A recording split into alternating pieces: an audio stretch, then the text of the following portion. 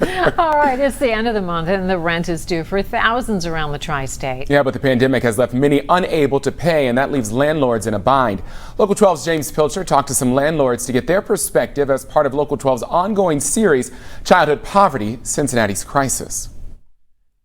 Before the coronavirus pandemic, about 0.5% of those who rent from apartment owners paid late on their rent or didn't pay at all. During the coronavirus pandemic, however, that number has skyrocketed to between 5 and 7%, according to Covington-based Jesse Brewer. He owns and operates about 1,200 units in northern Kentucky and greater Cincinnati. Now, Brewer and other landlords can evict tenants who don't pay their rent. That's because of moratoriums issued by both the state of Kentucky and now for the entire country by the CDC. In its essence, the CDC moratorium is making private property owners subsidize federal housing mandates.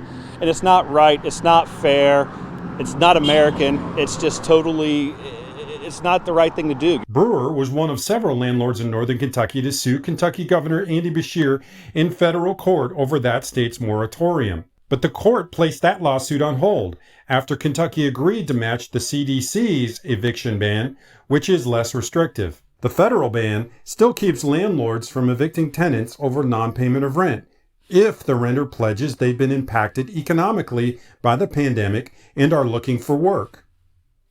Brewer and other landlords like Bill Rusk say it's too soon to know how the new eviction rules will impact their bottom line in the long run. Although Rusk says his tenants owe him nearly $100,000 in back rent. I've had to cash in a 401k. I'm probably going to start tapping an IRA here shortly. I feel like if we can make it to the spring, we'll start doing well. Brewer says eviction is a last resort, and that there have been some examples of renters paying back what they owe after they got their unemployment straightened out. He also points out that the apartment industry is a big economic driver in the region and employs more than just the landlords. I don't have the easy answer, but in my mind, if the government's going to take, then the government should pay the bill if they're able to. It's just a fair thing to do. And as the rent comes due for those in the apartments, so too does the mortgage for the landlords who own the buildings. In Covington, James Pilcher, Local 12 News. And we want to let you know that Local 12 will be examining the eviction ban from the perspective of the renters next week. From